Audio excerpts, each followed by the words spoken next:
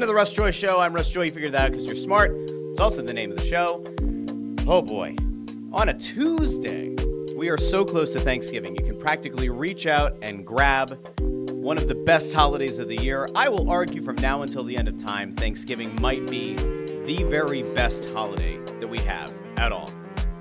The best. There are little to no expectations. You don't have the fear or the anxiety around getting presents for people. None of that is out there, my friends. None of it. It's all fantastic. We love it. We are very, very excited about Thanksgiving and what is to come. And let me tell you what's coming today. We've got to break down the Eagles absolutely dominating the Rams. We have to take a look at the Philadelphia Flyers having a pretty solid weekend, all things considered. Matvei Michkov delivering an overtime goal. Last night, they blow a lead, goes to a shootout, whatever, but we'll talk about them a little bit. One thing that we probably will not talk about, one thing that I certainly don't want to talk about, I guess in theory we might. The Sixers went back to losing and to getting blown out. I don't think I want to dive too much into that today. It's not great. Sixers are not great. So while some things were going really well, and we're going to try to focus in on the positivity, especially with Thanksgiving coming up, we might talk about them. We will talk about some Thanksgiving things. So ready yourselves. Get your loins good and girded for today's show, because we have to talk about the biggest story in town. And I said this last week that the biggest story in town should be Eagles-Rams. This was a game that I think for a lot of people was kind of like a measuring stick game. And you have to remember, the Eagles are in the midst of a run now where things get very, very interesting, and they have answered the bell each and every time. And on Sunday night, it was Saquon Barkley who not only answered the bell, he took the bell for himself, and he ran 250-plus yards, picked up over 300 yards from scrimmage in one of the most dominant performances we have ever seen from a player in the NFL. Let's not even just say the Eagles. In NFL history, he came up, I think, 40-ish yards short of the all-time single-game rushing record for all of the NFL history. Sets a record for the Eagles, blows Shady McCoy's out of the water. Shady then goes on to TV, starts waving a flag and saying that he's very proud of Saquon. He's happy that Saquon was able to break his record. A lot of very interesting things, a lot of exciting things coming out of that game. I want to go over to the comments here real quick, and then we're going to dive into Eagles-Rams. JH says, woo, morning, Russ. Jamie says, good morning, happy Thanksgiving to everyone. JH says, go birds to use. Yummy, delicious birds. Well, we have the good birds that continue to win on one side, and there's that big bird that's about to be on your Thanksgiving table. Jay Grebby says, morning, everyone. JH does not like pumpkin pie. JH, we're going to come back to that later when we do a little bit of a Thanksgiving food for thought before we wrap the show a little bit later on. I don't know how long today's show is going to go. I will tell you, I was sick as a dog yesterday, and so I was very, very out of it. I felt like it was not a great day. So we're gonna see how long I can hang in today. I'm feeling considerably better today. Jamie also says, agree, no to pumpkin pie, making apple crisp. JH says, oh my gosh, same Jamie, pear and apple crisp. Jamie says, yum. I love pears. Maybe I'll try that next. Now we get back to the Eagles here. JH with a Saquon's got that dog in him. He does. He has the entire pack of dogs in him. He's sensational. JH has been, Saquon to this point this season. I said early on in the season that we oftentimes overrate players. We often overvalue players.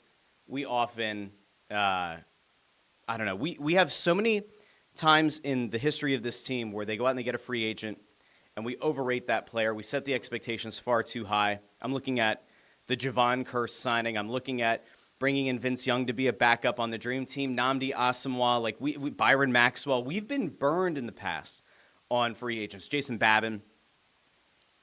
Saquon Barkley has not only lived up to the hype, he's exceeded in every metric. There is not a single thing at this point this season that you can point to and say that he's underwhelming us in that area. It's just not happening. Saquon Barkley has been everything you could have ever hoped he'd be. And the best part is, I'm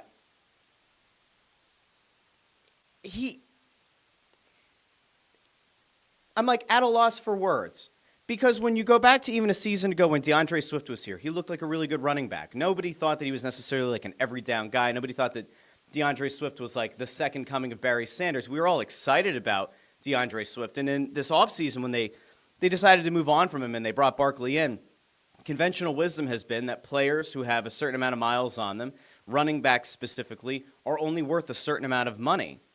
And hell, you go back to the Giants, you go back to that Hard Knocks thing. I know that we've been kind of going back to it a million times this year. But when you go back to what happened in the Hard Knocks offseason edition, where you hear them say, you don't pay a $40 million quarterback to hand it off to a $12 million running back, plus we have to fix the offensive line, and then you fast forward to this point in the season, Danny Dimes is gone from the Giants. Saquon Barkley very well could be in the running for MVP.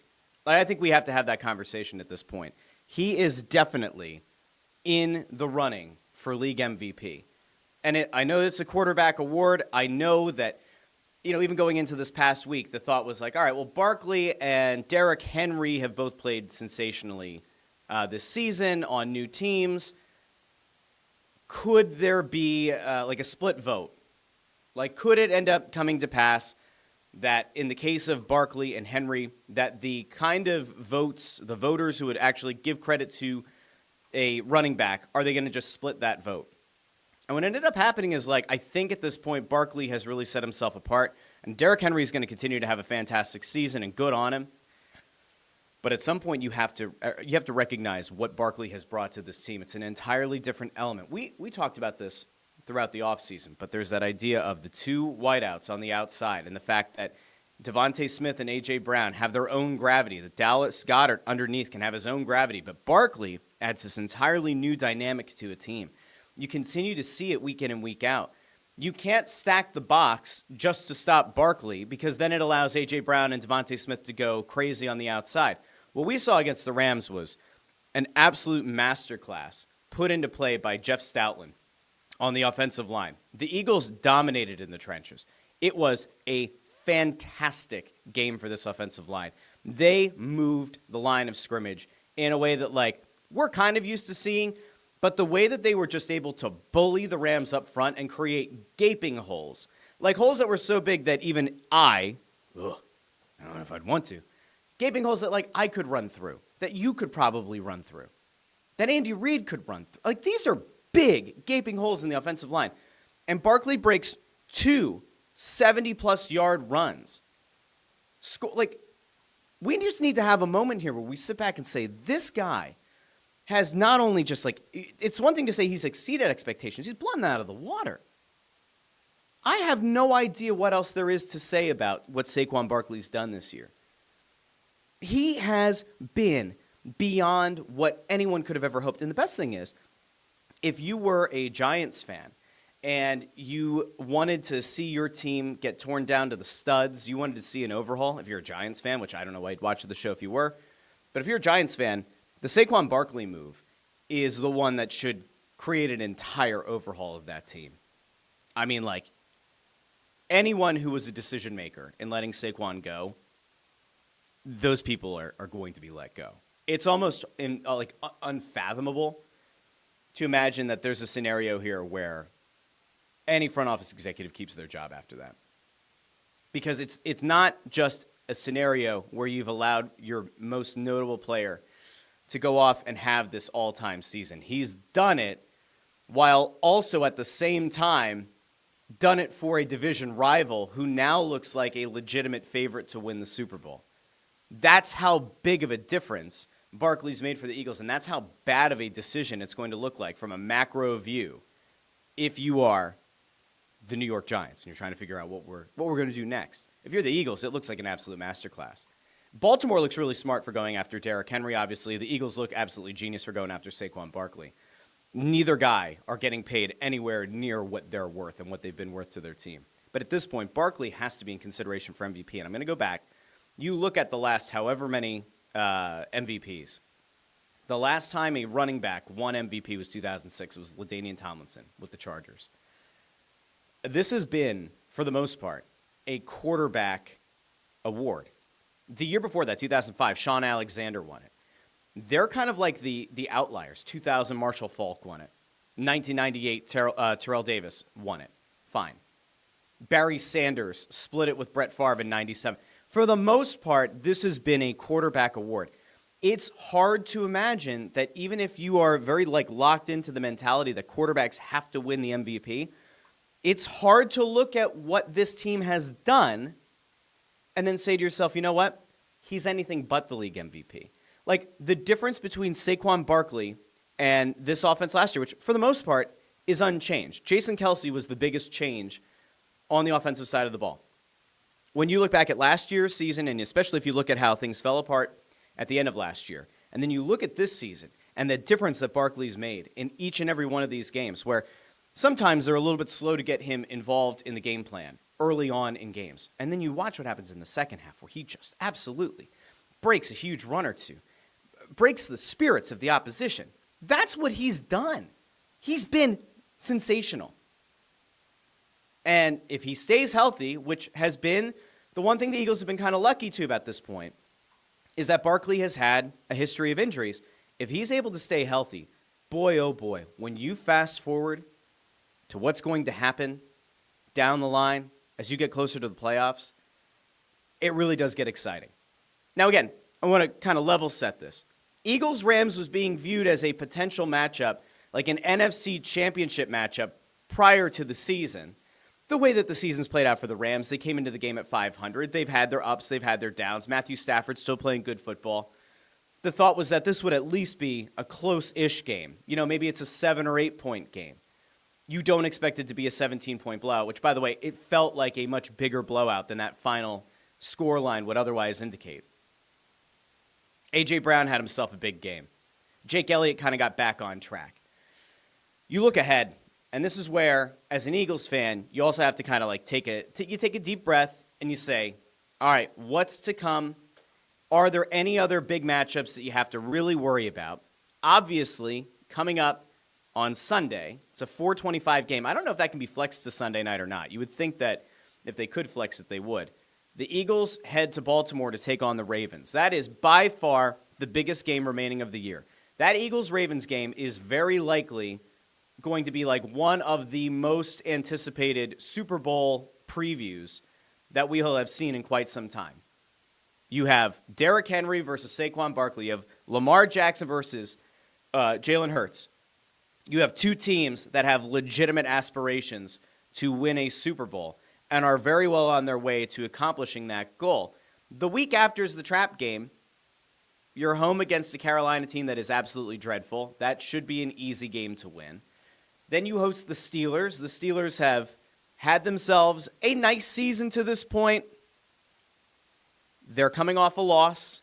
We'll see where they're at by the time those teams line up at Lincoln Financial Field. That could still be a good game. Russell Wilson's played very good football. Justin Fields played very well for the Steelers before that. So you look and say, that might not be a Super Bowl preview, but that's certainly still one of the better teams in the AFC coming to town. And then you just have division rivals.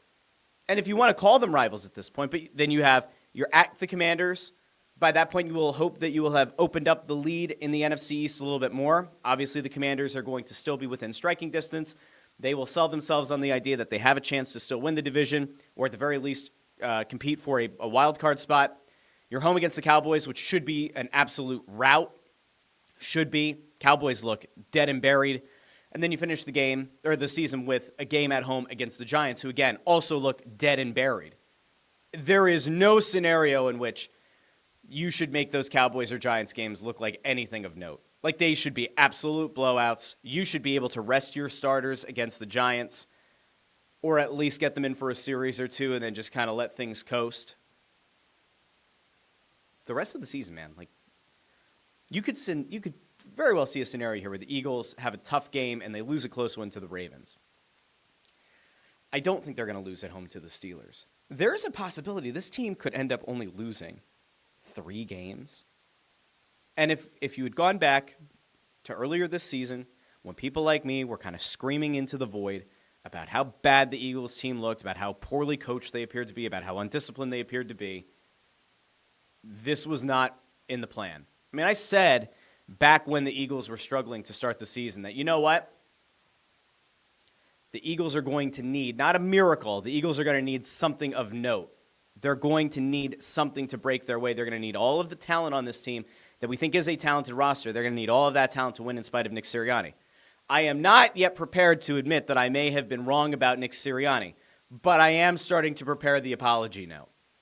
All right, like there are still questionable calls that Sirianni makes, but if we're going to cheer him for the controversial calls that he makes that end up leading to touchdowns or lead to big, momentum-changing plays, if we're going to give him credit there and we're going to tear him down for the ones that don't work, we have to be fair here. This team has rebounded in a big way. This team is on an absolute tear, and it did kind of coincide with Sirianni shaving his head. That, I don't know why Nick Sirianni shaving his head is going to be the thing that we're all going to kind of point back to. It looked like CM Punk at All In, when he got in the backstage brawl with Jack Perry, and then ends up, getting fired by AEW. It was like that. You shave the head, you start a new era. He was barking at fans. You go back to like those first 4 games and how we felt going into the bye week, and now you think about what this team looks like now. They're entirely different. The best part about this, in addition to Saquon Barkley being unbelievable in every way, is this Eagles defense just continues week in and week out to hold the opposition to 24 points or fewer. They hold the Rams at home, at the Rams on the road. They hold the Rams to 20 points against a Rams offense that has the ability to put up a crooked number or two, that still has Matthew Stafford playing some of the best football of his career. This defense continues to just get the job done each and every week.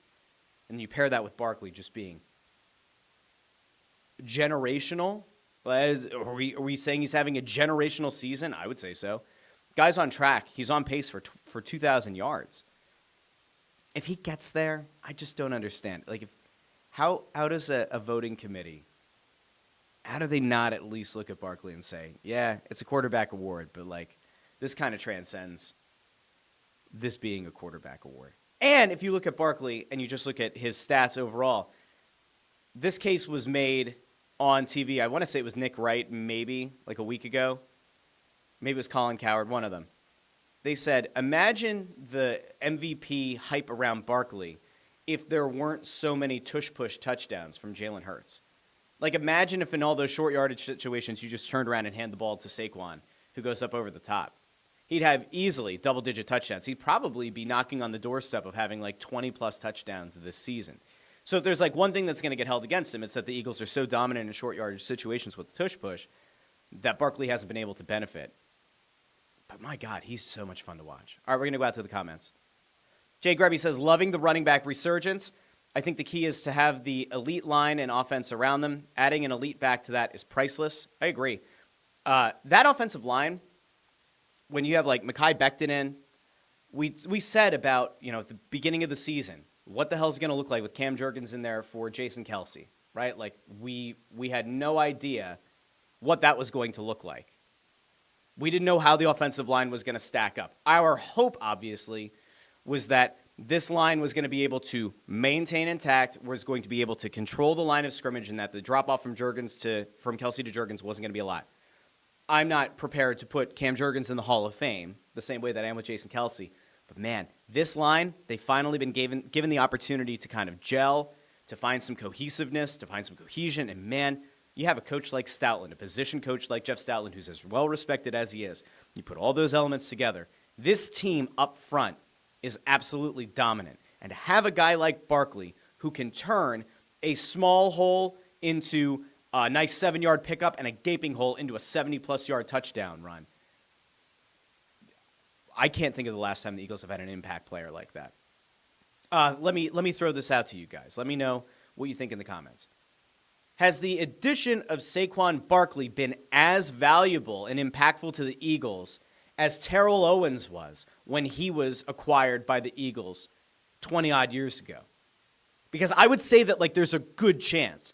You go from that team, that Donovan McNabb-led team, where you had like some combination of Pinkston, Thrash, Mitchell, and you added an impact stud, number one wideout, like Terrell Owens. Saquon Barkley has had as much or more of an impact than T.O. even did. And that's insane. Now, you can also look at it like this. T.O. benefited because, I don't know, the Eagles had the two-headed monster at the time, right, of Westbrook and Buckhalter, and you still had like a Chad Lewis, right? But to me, like T.O.'s impact was just big to have a good wideout for once for Donovan McNabb. Saquon Barkley is like this amazing cherry on top of an already talented sundae, but he's not just like getting his own. If Barkley were averaging like 70 yards a game, 80 yards a game, a touchdown every other game, you'd say, hey, nice pickup. Not a game-breaking pickup, but a nice one. The fact that he's been able to go out and just absolutely demoralize the opposition time in and time out each and every week, and has been able to do it even when a Devontae Smith goes down or an A.J. Brown goes down or Dallas Goedert's not available. The fact that Barkley's still been able to eat the way that he has, that to me is like that makes him the most impactful pickup that this team has had in at least a decade. And I'm cognizant of the fact that this Eagles team also has gone out and picked up A.J. Brown, who in his own way was the most impactful pickup that this team had had in the decade prior. Like, A.J. Brown is vital. He's sensational. You also have Devontae Smith, who's able to pick up the slack when Brown is out. Barkley is his own incredible beast. But you can let me know what you think. I think it's fantastic. Landros, too, says Barkley is a superstar. Question was if he still had gas in the tank. He does. Landros also says Hard Knocks shows what incompetence can look like in a front office. Yeah, I mean, it's just, that continues to age like sour milk for the Giants. I cannot fathom. If that had happened here, all right, let's say the Eagles did an off-season version of Hard Knocks, and I don't know. I can't even think of who the most impactful or good comp to this would be. It wouldn't be Hurts. It probably wouldn't be A.J. Brown. So you're thinking about it like a guy that you drafted who's an impact player. All right, let's say Devontae Smith. Let's say like the Eagles were coming up on it, and Howie Roseman is in a room, and he's saying, we still have A.J. We need to, fix the line or whatever in front of Jalen. We have to continue to pay some other guys on both sides of the ball. We're going to let Devontae Smith go out and figure out his market value.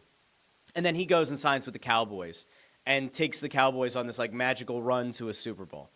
This city would light itself on fire. Okay? Like there is no doubt in my mind. Philadelphia would burn to the ground just on the mere notion that Devontae Smith was allowed to let go, right? He was allowed to go gauge the market, and you didn't just bring him back. If you're a Giants fan, you have to be just unbelievably over the top, upset, pissed, betrayed by your front office. Now, as an Eagles fan, I find that very enjoyable. But I do actually, I do sympathize a little bit with Giants fans. They haven't had a lot of good football to watch. They had a really great player, and their team let him walk out the door. I don't even know what we're doing, Jamie says, we'll be going to the Eagles-Ravens game. Should be a great atmosphere. Jamie, feel free to send over some images, some video via DM on Twitter or Facebook or Instagram. Maybe we'll bring them up on the show. We'll put them out. I'm actually going to be really interested to see what the breakdown of the crowd is. I fully expect it to be a heavy Ravens crowd, but it's a very easy game to get to. I know a few people who have tickets to that game that are going to make the drive down as Eagles fans. I feel like there's a good chance you're going to have a very loud Eagles contingent. It should have a playoff atmosphere. Again, like I haven't looked. I should look right. Let me look right now. Who's the Week 13 Sunday Night Football matchup? Because if it were me, I'd say you almost have to flex the Eagles. 49ers, Bills. They won't flex that out. I would make the case that Eagles-Ravens is a much more compelling game. They probably won't. But 49ers, Bills is going to be really good. So, I mean, think about that, though. There we are in back-to-back time frames, like the windows, right? Late afternoon window, headlined by Eagles-Ravens, Sunday Night Football, 49ers, Bills. That's a pretty good 1-2 punch. I haven't looked ahead to a ton of the matchups this week because I'm going to have to put my nose down here in a little bit. I'm going to have to start plugging away, writing content around Thanksgiving Day. I haven't looked at all the weekend matchups yet. Let's look at Thanksgiving really quick. Bears-Lions. Okay. Giants-Cowboys. LOL. Dolphins-Packers. Could have been something. Dolphins are on a 3-game winning streak. I don't know what the AFC picture looks like. If they could probably still go on a long enough winning streak, you could probably get yourself in a wild card contention. So it's still a good game. Packers are still a strong team. Okay, we have some actual games to monitor on Thanksgiving. Bears-Lions is kind of its own weird thing. Bears are horrible in the midst of a 5-game losing streak. The Lions really desperately are going to need to win each and every game to hold off an incredibly hot Eagles team. I have not looked at Detroit's remaining games. We'll do that maybe on Friday. And we'll kind of get a better feel for what happens. Now, we all expect, obviously, the Lions are going to win on Thanksgiving against the Bears. If by some divine intervention, Chicago somehow pulls off an upset, excellent. We'll react to it on Friday. Black Friday. Flyers play on Black Friday, so I'll have to go down there for Press Row Show. There's going to be a lot going on this week. Anyway, let me go back out to some of the comments here. Spiraler Out checks out. Checks in. Checks up, checks down. Says good morning. JH, responding to the Barkley TO thing, says, if he's not better, I think if he's not better than Owens now, he's damn close. I agree. Brianna Torres checks in and says Phillies. I don't know why. Did something happen with the Phillies? Was there a Phillies thing that just happened? I can't imagine. Did the Phillies sign Juan Soto? Did I miss something? I will tell you, this is the other thing that's interesting to me. This morning, I get a text from somebody who says, hey, Brandon Graham is currently crying on WIP. So, of course, I stop what I'm doing, and I turn on WIP on the Odyssey app. I'll give them a plug, like they need me to give them a plug. But I check in on the app. I'm listening to Brandon Graham just talk about how disappointing it is to be out for the rest of the season. Tore his triceps against the Rams. It was obviously like as sad of an outcome as possible. Has a big sack in the game. He's in the midst of what was probably going to be his final season. You have to assume, like, if they make it to the Super Bowl and they win the Super Bowl, Brandon Graham's probably going to go out as a Super Bowl champ, retire. But listening to him on WIP this morning, I legitimately had the feeling that, like, he's gonna try to do it one more time next year. No matter what happens, he's going to try to come back and have one more big season and go out on his own terms. And it's crazy when you think back to, like, what Brandon Graham was when he was first drafted.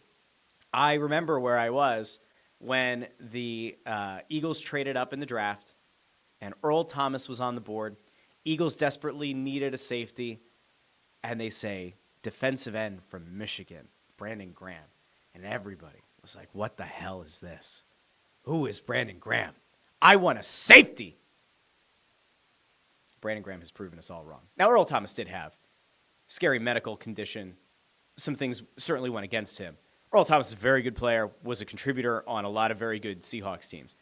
Brandon Graham has been, it's like from the day he was drafted, has always had a chip on his shoulder, but he has attacked each and every day with a smile on his face.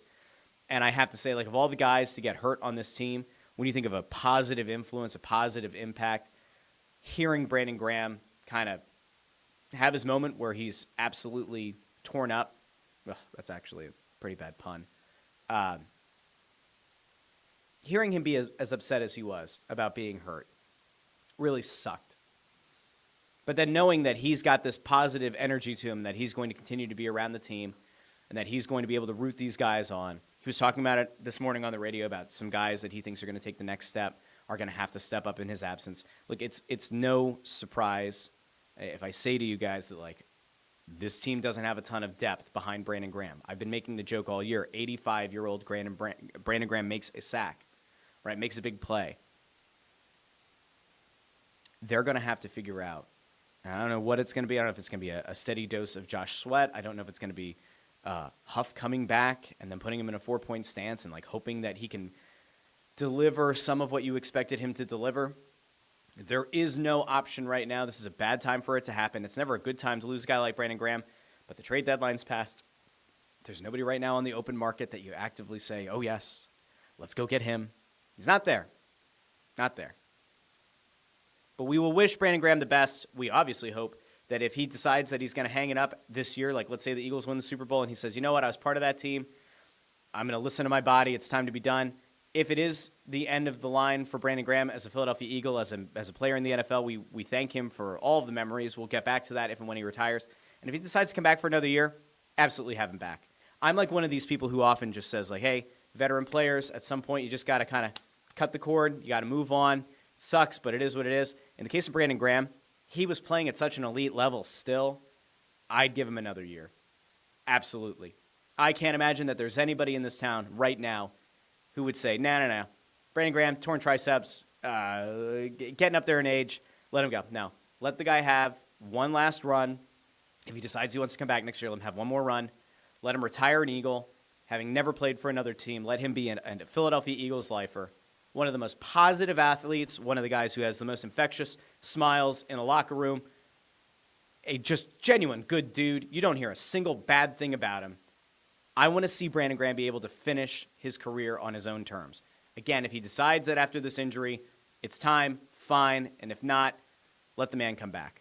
All right, I'm going to go back out to the comments here a little bit, and then we're going to turn the page to another team, and then we got to roll up and out of here as we prepare for Thanksgiving. Raymond Supper says, wait until the Giants fans find out Doug Peterson is the way of them getting the number 1 pick. T from the TO3, who went out to L.A. for that game, says, what up? SoFi ruled on Sunday night. Ford also pops in, calls my hair a pompadour. I don't know if I'd call it. The pompadour's got to be like all the way up. This is kind of like flopping over. But if you want to call it a pompadour, you can. I wouldn't quite say this is Fonzie level. But I do hope that we're all going to have some happy days this week. Thanksgiving, only a few days away. Andrew Fawcett checked in with the morning. Ford says, where do you stand now on the Eagles getting to the Super Bowl with Sirianni? My things have changed. They're 9-2. I was saying this a little bit ago, but I'm not quite ready to draft the apology to Nick Sirianni, but I'm getting the paper and the pen ready. I'm getting close. What I really want to see is how he coaches this game against the Ravens. You have to be really careful. Like, each and every point against Baltimore is going to matter. And if Sirianni leaves multiple field goal attempts on the board and they lose like a 2 or 3 point game, and you can very easily point to something and say that was a stupid decision, then you have a little bit of a worry because as the playoffs come around, you're going to care. It's going to matter. So the Ravens game to me is the one that I'm going to monitor very closely and see how Nick Sirianni coaches it. T from the TO3 says, would you pick up somebody from off the street like JPP? He did play under Vic's scheme last year in Miami. I wouldn't. The only thing that I would say is I don't know of a player right now that I would actively want to go after, but I will trust Vic Fangio. If Vic Fangio goes to Howie Roseman and says, hey, this dude off of a practice squad somewhere, go get him. There's a guy who's a free agent who hasn't played all year or only played in a couple of games. Let's bring him in for depth and give him a look. I trust Vic Fangio to make that decision. So, by all means, I'm not opposed to them going out and signing somebody. It's just I can't think of anybody right now who's an impact player, but I also don't assess as much game film, obviously, as a defensive coordinator in the National Football League does. So I will defer to Vic Fangio, and we'll see if they go out and get anybody. And if they do, presumably it'll be with his blessing. Landros 2, going back to the Barkley versus T.O. thing, says both game changers, but one is a team guy, one was not. I'll take the Barkley type every time. There was a really cool moment, and I meant to have a lot of these things queued up, and I don't have them right now. But there was a moment in the Eagles-Rams game where Saquon Barkley goes around, and he goes and talks to the offensive line, and he talks to A.J. Brown. A.J. Brown's like, I think you're the best player in the NFL. And you get Barkley, who breaks this Eagles record. Barkley goes around to the offensive line and says, we broke Shady's record. Not I. We broke Shady's record. Actually, I just found it. Here we go. So this is, yet again, another sign of incredible leadership from Saquon Barkley. And when you talk about what is it that you want to get out of a guy, what do you want an actual leader of a team to look like, to sound like, this is what leadership looks and sounds like. Let's go to Saquon Barkley against the Rams. This is from NFL Films' Mike. This is the game we wanted, the physicality. Let's go. He gives it to Barkley, who cuts outside. He's going to go again. He's going to go again. This is the play that absolutely, as if there weren't enough backbreakers, this is the one that did. 55 yards. And then he and A.J. Brown do You already the best running back in the world. I think you're the best player in the world. AJ Well, Brown that's calls him best my first 200. That's my first 200. Hey, we broke the record. We broke the record. You broke Shady record. Hey, here we go. Great job. Congratulations, sir. Congratulations. Hey. Told you it was coming. Yeah, appreciate y'all, boys. Did we tell you it was coming? Appreciate y'all, boys. All right, so like that to me, listen, we go back, the one moment with like Nick Sirianni this year that I went, you know what? All right, now I get why the guys like him. It's the game against the Giants where Sirianni goes over to Barkley, sits on the bench and says, hey, you're really close to breaking your career high. And Barkley says, no, it's fine. Like I did what I was going to do. Let the young guys eat. And that was like a selfless bit. And then Barkley said that he wasn't really thrilled that got out because he thought it looked corny or whatever. I said on the show, like, I think it actually made him look even better because it made him look like a selfless player. You look at how he interacts with his teammates on the sideline, and he goes over to each and every one of those offensive linemen and says, we broke the record. That's what leadership looks like. That's not an I, me kind of guy. That's a dude who's going out of his way to express his gratitude and his appreciation of the guys who create those holes up front. A.J. Brown, by the way, saying, I think you're the best player in the world is another really cool thing. It's just like this team really likes each other. And we talk about all the time how important it is, the human element of sports, that a team actually likes each other. While the Sixers sometimes look like they don't like each other at all, and they're 3-13, the Eagles look like they actively are playing for one another. And it's no shock. They're 9-2. All of a sudden, they've gelled together. Ford says, Brandon Graham should get some post-career TV work. Maybe Kelsey can stop dominating every freaking ad and TV show. Give BG some shine if he wants it. I think he's going to have a very successful post-playing career in media, 100%. Legitimately, I think Brandon Graham's going to have a career. I don't know which network will pick him up, but somebody will. Again, like the positivity, the infectious smile, the way that he breaks down the game. I actually would encourage everybody, like, go into the Odyssey app, go pull up the morning show, and go listen to Brandon Graham kind of break down what they've been doing this season.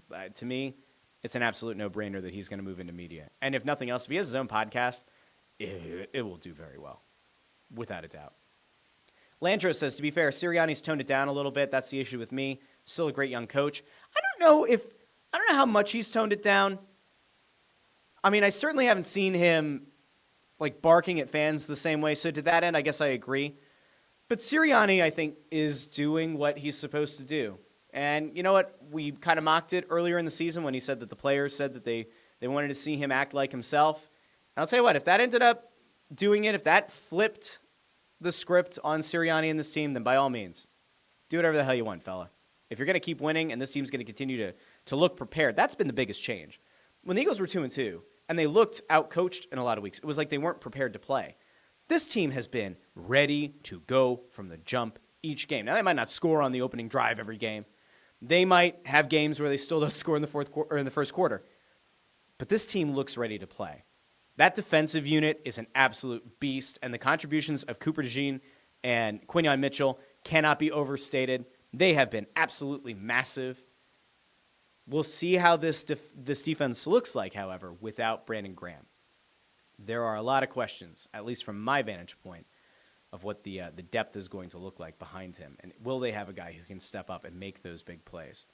The strip sack in the Super Bowl is going to have to be made by somebody else. Who's going to be the guy to step up and do it? T from the TO3 says, Saquon Barkley, leader of men. Dersh says, 3/4 of Brandon Graham is still more than a serviceable third or fourth defensive end. Yeah, I mean, if it weren't his tricep. I mean, so they're saying it's a 4-month injury, so he wouldn't be back until March. Could he borrow the hyperbaric chamber from T.O. and, like, sleep in that like T.O. did to come back from the injury? I don't think it's going to happen. If I were the Eagles, would I do everything in my power to get Brandon Graham, like, off to Germany for, like, plasma treatments? Would I go get him stem cell treatments? Like, if it were me and money were no object, I'd probably do whatever it takes within the legalities of the league to try to get Brandon Graham back out there for a late playoff or Super Bowl run. I would. I'm sure the Eagles are going to explore a lot of options here. You have to be very careful. You don't need the poor guy getting suspended to start next year. I'm not advocating for HGH or steroids, but some plasma, some platelets, hyperbaric chamber, cutting edge tech. I don't know. Can we get Brandon Graham back in 2.5 months? Because to Dersh's point, a 75% Brandon Graham is still a massively impactful Brandon Graham.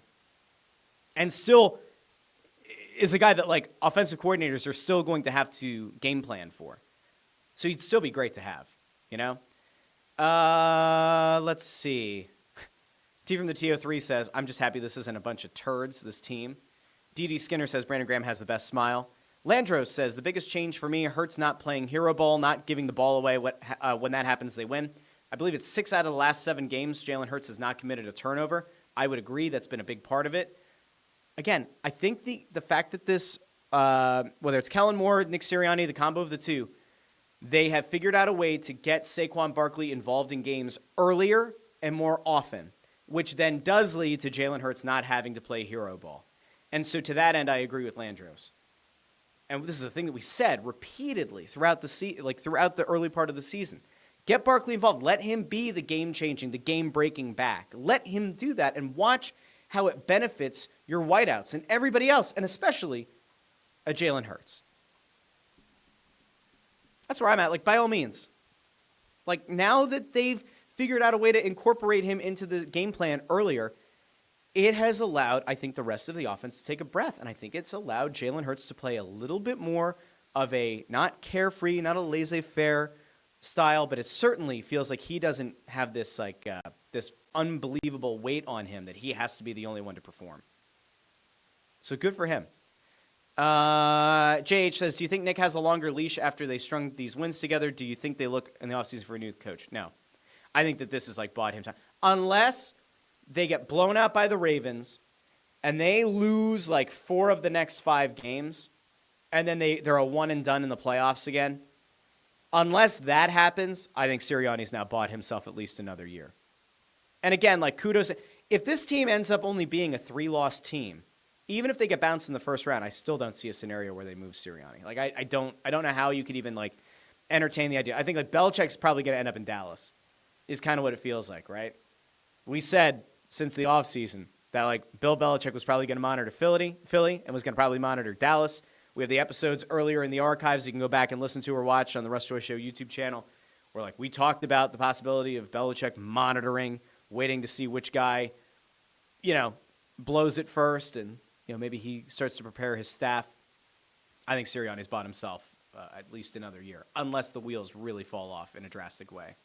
Andrew Fawcett says, Graham has done everything that's been asked of him as an Eagle. It would suck to see him go out this way. I agree. Ford says it's pronounced Cooper DeJohn. It's not, but we'll take it. I should make a shirt. Cooper DeJohn. It's a good idea. Dirk says the team seems mentally tougher. The beginning of the season, they looked shook if they went 4 and out or gave up a touchdown. I agree, 100%. D.D. Skinner says the defensive coordinator actually makes adjustments. Go figure. I mean, remember, there were some stretches last year with Miami where Fangio's defense looked elite, and there were times that it did not. There were times that Fangio's defense fell apart. And early this season, there were some growing pains. And again, like I've said, if you, as an Eagles defense, can hold the opposition to 24, maybe even 27 points or fewer, this offense should be able to outscore any other team. This team should, at the very least, be able to put up 30 points per week. They have that kind of talent. They have a dominant pair of number 1 wideouts on the outside. They have a very strong tight end underneath. They have a good backup tight end in Calcaterra. You have this elite game-breaking running back in the backfield. You have a former MVP runner-up as your quarterback. You have an offensive line that very well could be the best in football. You should be able to put up 30-ish points per game.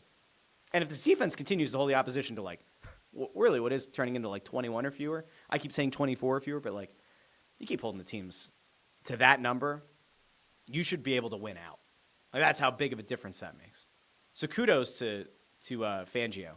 Because I think it's not just the in-game adjustments. I think it's been the week-over-week adjustments where this defense just doesn't miss a beat.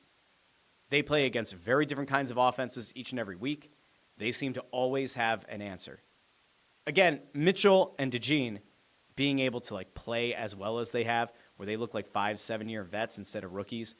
That was a variable that nobody could have accounted for. But again, kudos to them. They're doing well. Fangio's putting them in a position to be successful. They're stepping up to the plate. It's been great. Ford says Jalen had a big smile when Barkley ran for that long touchdown toward the end of the game. He did. It was a great moment because they showed the touchdown from like the reverse. Like, is it the reverse angle? I guess if you're facing the players, Barkley comes down to the end zone and then the camera kind of like pans in really quick on Jalen Hurts, and he's just got a big sheet-eating grin on his face, and you're like, yeah, good on you, man. Like, that has to feel good. Legitimately, it has to feel good for him to have somebody that he knows can just like bust a game open. Eric Wisniewski said, just came on. Do you think the Flyers add consistent center at the trade deadline because Coots, Sanhai, Michkov, TK, York need help? Well, guess what, Eric? It's actually a good way for us to transition into the other team that I wanted to talk about, at least briefly today. And I've got to bail here shortly. But I did start the show on time.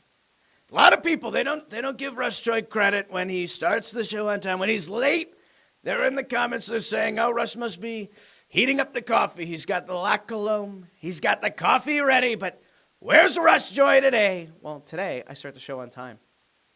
I don't get a thank you, a fuck you, nothing. That was Tiger King, right? Tiger King. I love this. That was something. Anyway, we've got a little bit of Flyers talk. We are not going to ruin the day by talking about the Sixers, but we do have a little bit of Flyers talk to get to right now. And it's very simple. Matvei Michkov had himself one hell of a weekend. And we can even tie in Monday night if we want. But on Saturday, he has this matchup against Connor Bedard, who has certainly struggled of late for the Blackhawks. They were taken in the same exact draft.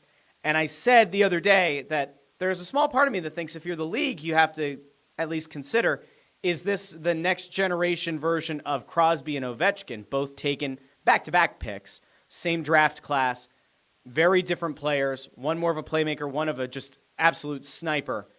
But you have those two guys, and the league effectively marketed them for more than a decade going head-to-head.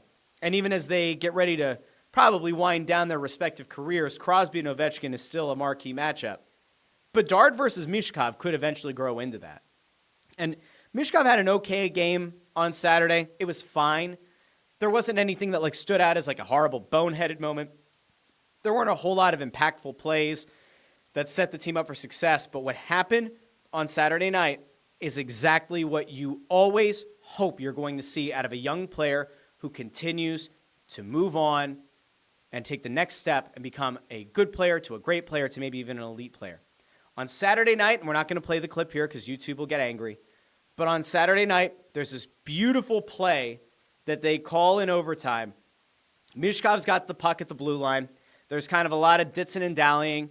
He's kind of holding. I'm watching it from way up top, and as I've said in the past, if you can ever have a chance to go watch hockey from all the way up where we're at doing the Press Row show, if you can ever watch it from up there, you can watch as a play is unfolding, and you know that unless the execution is incredibly poor, you're about to score. And I called it. Mishkov's holding the puck at the top, at the blue, just inside the blue line, and I said, "Oh, he's gonna go far post. This is gonna be like a bingo bango bongo in the back of the net." And passes it off, feed right to Michkov far post, buries it, almost like reminiscent of a Danny Briere goal from his time.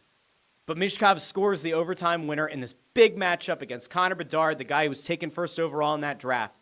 And you go, yo, that's a huge play from a very important player who you very much believe is going to be the centerpiece of this thing going forward and into what you hope is going to be a sustained run as a team that could, maybe at some point compete for a Stanley Cup. When you have a guy who can make those kinds of plays, when you have that kind of a guy, he's got to make those plays. And he said after the game, cold-blooded. That was the thing for him. When you have those opportunities, you have to be cold-blooded and make those plays.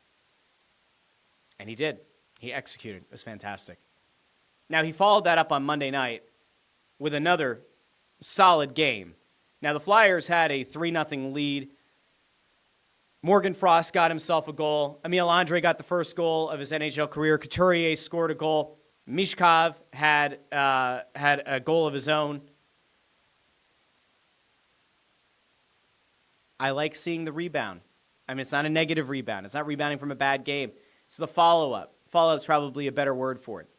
Watching Michkov go out and put up another strong performance, even though it came in a shootout loss, to me, you walk away and say, chef's kiss. Now, I'll agree with Eric here on this one. Michkov's 5-on-5 play has improved. It has. And I think that's a big reason why you're seeing him get as much. Well, I mean, he's always going to get a lot of minutes because he's probably your top line right wing. They'll mix him in at second line as well. But he's the best winger on the team, I think, even at this point. He's probably the best one. You can still make a case that Konechny might be a better player right now. Michkov is obviously going to develop into being a much better player. But his 5-on-5 play has improved. By far. All right, we're going to go back out here real quick. Eric, giving the shout-out to the good Trump. Tiger King, pretty spot on too, says Jamie. I actually did work on an RFK. At some point, when the moment is right, I will do an RFK.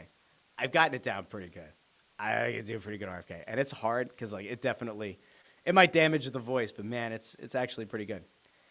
JH says, I'll give you both if you want, LOL. Thank you, F you very much. I'll see you next week. Let's see. Is there anything else that we wanted to get to over here? Eric says, I didn't know the Sixers were still around. Yeah, unfortunately. Raymond Supper says, I'd like to try the 11-7, so 7 defensemen in the lineup in order to get Michkov more ice time, scratch a center, help reduce the Sanheim load. I don't think they'll do that. I really don't. I don't know what they're going to do at center. To answer Eric's question from before, do I think they're going to go out and get a center? No, I don't. I think that if they do make a trade, maybe you see a scenario where it probably won't be a Morgan Frost for Shane Wright, but like I could definitely see 2 change of scenery centers or 2 change of scenery players getting swapped in like a pure 1-for-1 hockey trade, and I'd be very happy with that because I think at this point we've seen that like Morgan Frost and John Tortorella, it's not going to work. Again, like he scored a goal last night, but he has looked very much like a broken player. I can't really blame him. He also hasn't taken advantage of every opportunity he's been given this season, so you do have that to kind of factor into it as well. I just think that it's time to move on. I really do. I think it's time to probably move Morgan Frost. And there will be teams that'll be interested because he's still a young enough guy who still has enough tape showing some dynamic vision where you could maybe sell yourself on the idea that like you can give him a pretty low contract and maybe you can get something out of him. But that's about it. Ford says, Flyers are playing well too, though, and Sixers are doing what the Flyers should do. Yeah, I mean, it would be a good thing for the Flyers at some point for the bottom to fall out and for them to get in position for an elite player. We'll see. I mean, I will always take a competitive game against a team like the Golden Knights. Have a tough game. Have a competitive game. You blow a lead, you blow a 3-0 lead, fine. Not ideal, but fine. Game ends up going to an overtime. You don't concede, fine. You lose in the skills competition, fine. You pick up a loser point. Points still matter. Picking up 2 points against the Blackhawks team that you really are kind of competing for the top spot potentially in the draft for. You don't want to pick up the extra point there, but if you're going to have to pick up at least one, you may as well have the Blackhawks pick up one as well. It's kind of working out the way that it should, sort of. Dersh asks, is Torts handling him right, or are they keeping him away from Michkov so he can develop better? Here's the thing about Torts. So Torts was on TNT the other day, and I'll have to look and see if I can find the clip, maybe for Friday. But Torts said that he can't coach Michkov the same way because of the language barrier, and that, in essence, he has to make sure that like he does the weekly meeting with Michkov and the translator, and they kind of break things down from like the week-long perspective instead of in the moment on the bench. And in a way, I feel like it's actually been better.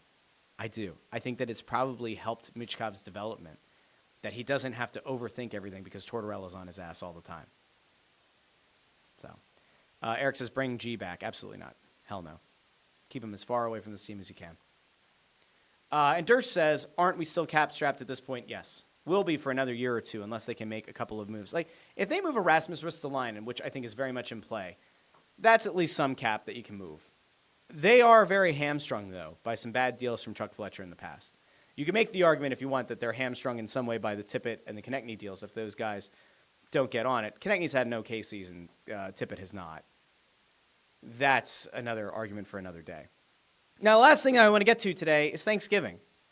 And a big part of Thanksgiving is saying that you're thankful. And I want to thank all of you, seriously, because I started the show in the summer, and I said to myself, like, I want to see if I can go out and find enough people that for whatever reason want to enjoy talking sports and other crap. And you guys have, like, answered with a resounding yes. There's always people in the comments. And, like, I don't judge every show by the amount of activity in the comment section, but, like, I monitor a lot of shows. I monitor a lot of other Philly shows. I monitor a lot of, like, national sports shows. And, like, there isn't always a ton of live interaction. There are some shows where the host goes on, they do their show, they pre-record it, they pop it out. Maybe it looks a little bit better. Maybe it sounds a little bit better. Maybe it's got, like, flashier graphics, and, like, those people find success doing their thing. But for me, like, it's always a big thing. I like having the immediate feedback. I like the show to live and to breathe. And so when you tune in on YouTube or X or Facebook and you drop your comment in and we kind of go back and forth and you kind of argue with one another or you agree with one another, like, to me, that's something. We're building. And we are very close now in the drive to 500 subscribers. We're almost there. I think we're like 40 shy.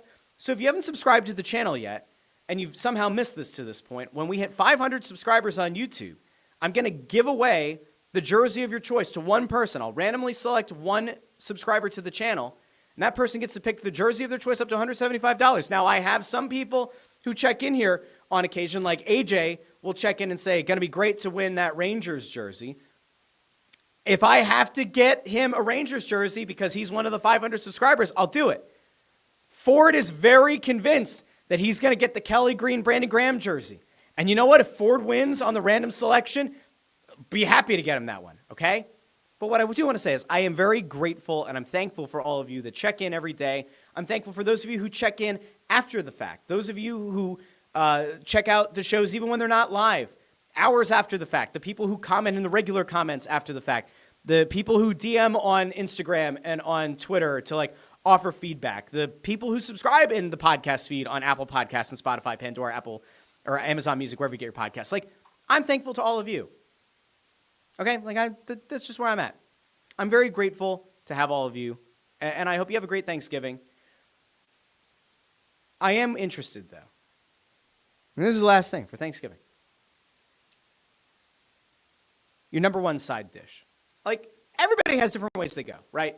We're going to do 2 turkeys this year. I have the big green egg, so I'm going to smoke a turkey. We're going to roast a turkey the traditional way. I think we're doing, this is the first year I think my wife is making mac and cheese. We're doing mac and cheese. We're going to obviously have the stuffing. And you're going to have the mashed potatoes. And the green bean casserole. And I think there's a cauliflower casserole. And something else. I don't know what else. We have all kinds of stuff. Oh, the sweet potato casserole with the little marshmallows on top. That's going to be here. We do, like, cranberry sauce 2 or 3 different ways. One is the jiggly can. My aunt makes this, or my wife's aunt makes this one, like, fresh one that's, like, a little bit more tart. We do Thanksgiving well in this house, and I love Thanksgiving. I said it at the onset of the show. I could make an argument that Thanksgiving is the best holiday of all the holidays. Now, I love Christmas. I do. But I also have to acknowledge the fact that not everybody celebrates Christmas, and so maybe not everybody loves Christmas quite as much. And I get that, and that's fine. You don't have to. If you celebrate Hanukkah and you love Hanukkah, enjoy your Hanukkah. Enjoy, like, love it. Live, laugh, love. Eat, pray, love. Okay? If you celebrate Kwanzaa and that's your holiday, good on you. If you celebrate another holiday, it's your favorite holiday, by all means. Okay? But I love Thanksgiving. You know what's great about it? There are no presents. There is no stress of having to give a gift. There is no stress of having to react positively if you receive a gift that you don't like. It's all gone. I love Thanksgiving. It's just family and food and football. I love it. I love Thanksgiving. I look forward to this holiday probably more than any other in the year. Now, of course, I get in the Christmas spirit. I love Christmas. I do. But Thanksgiving, just to bring everybody together, we host every year. We host a lot of family. I love Thanksgiving. We redid our entire kitchen. I'm very excited for that this year, that we're going to get to have everybody. It's going to be great. I'm so excited. I love Thanksgiving. I hope you do too. I'm going to go over to the comments really quick with the thoughts on Thanksgiving before we head out. Ford says stuffing. Landros, you deep fry the turkey. Bold. Bold, Landros. I've never done it. Dee Skinner says Pennsylvania Dutch potato filling. Better than stuffing. Dee, send me a recipe. I'd be very interested. I don't think I've ever had the potato filling, which is interesting because like I grew up in the Slovak side of the family, and usually some of those PA Dutch traditions kind of find their way into the Slovak, into the Polish offerings, but I don't think I've ever had potato filling. Michael Sirkin says stuffing hands down is the best side dish. I remember as a kid I hated stuffing. I did. I don't know what it was, 10 years ago or so. I was like, yo, stuffing's good. I think it was, you know what? I actually know why. So the way that we do our turkey is so different from how most people do the idea of like the picturesque full turkey on the roaster pan, like out on the platter, and the stuffing shoved in the cavity, which will give you salmonella because it can't come. You can't have your stuffing come to temp. Remember, it's shoved into the bird, okay? Your stuffing can't come to temp without you either burning or woefully overcooking the meat itself, okay? Which is why, like, whenever I see a picture of a full turkey stuffed with stuffing, I'm like, absolutely not.